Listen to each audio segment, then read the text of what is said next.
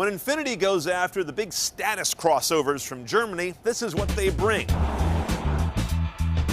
The QX70 in V6 and V8 variants. Let's drive one and check the tech.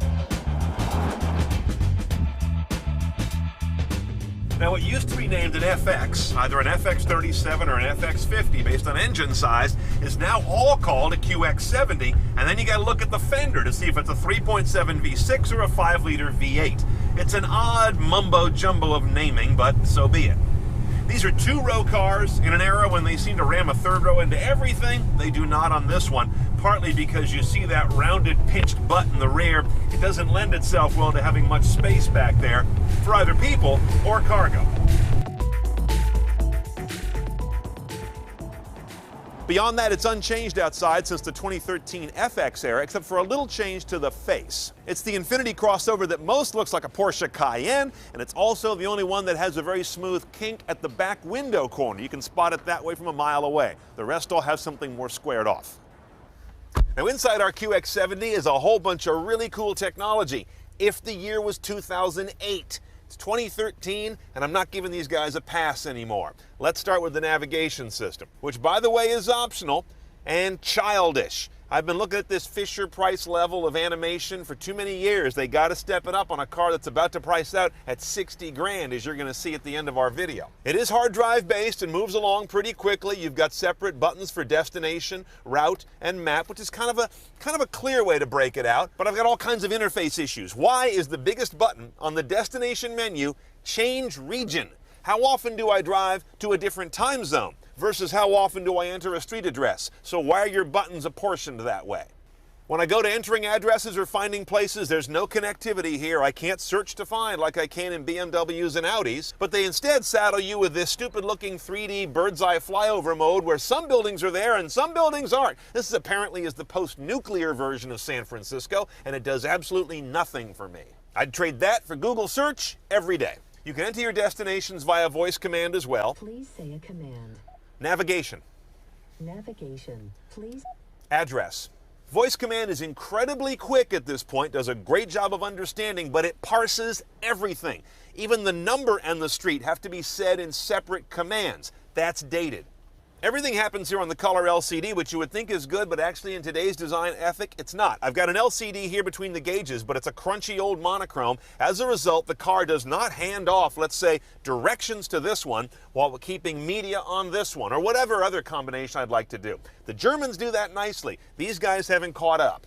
Oh, here's my favorite. If you want to go from AM radio to satellite radio, there are no direct shortcuts. You got to do this. You have to hit AM, FM1, FM2, XM1, maybe you're on XM3. You've got to go through this rotator every time.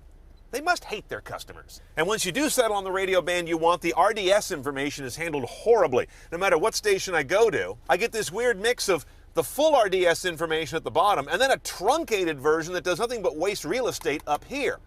And worst of all, the largest thing on the whole screen is a graphic of a portable shortwave radio.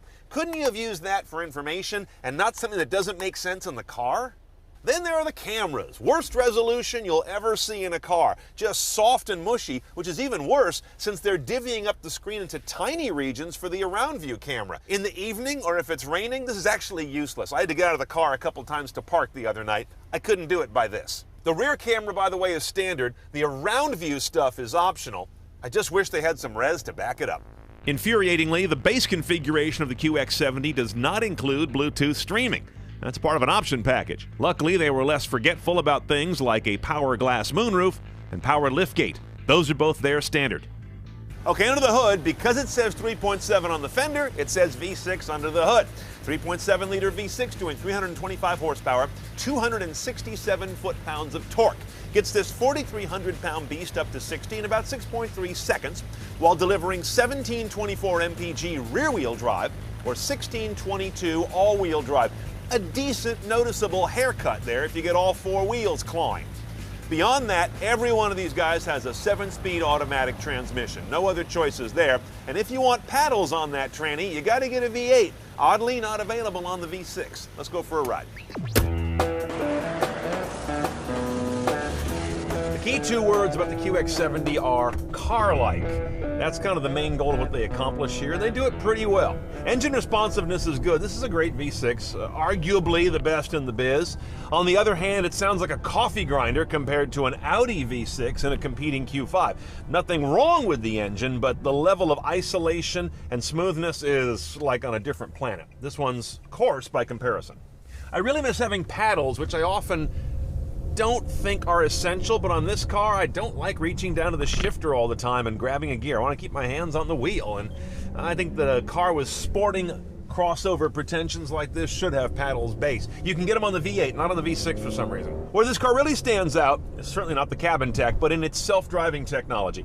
We have a lane departure prevention tech on this vehicle, and we have a distance control technology, as well as the relatively common adaptive cruise control. So here in traffic, I push this button on the wheel, and I've enabled DCA, Distance Control Assist, and it is just really good at reading that traffic in front of me.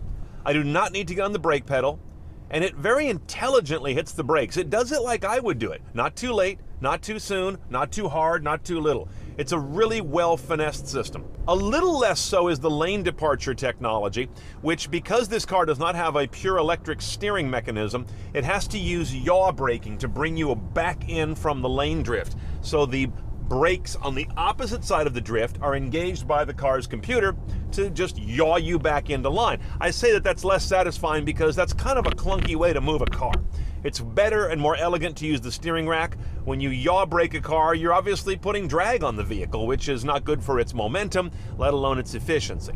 Finally, the ride quality is quite good on this guy. I don't ever feel like it's too mushy, too tippy, nor is it too sporting that it doesn't feel like luxury. They've nailed it pretty well right down the middle. All right, let's price our QX70. This 2014 starts at pretty close to $47,000 with destination.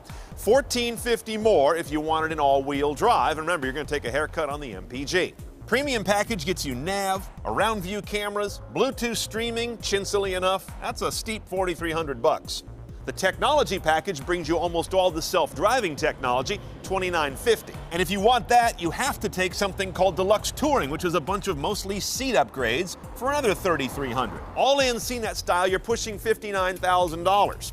Okay, when you drive one, here's how you should check the tech. Notice the great car-like handling and wonderful Nissan Infiniti V6. And overall, the interior quality is really quite nice. On the negatives, though, look at that technology interface. It's really dated. Lack of paddle shifters on the V6. I have no idea why. Notice those cameras. They're basically video mush. And the QX70 has limited cargo room and, of course, not available with even a dinky third row. So you buy one of these because you like a car, but you just barely need an SUV.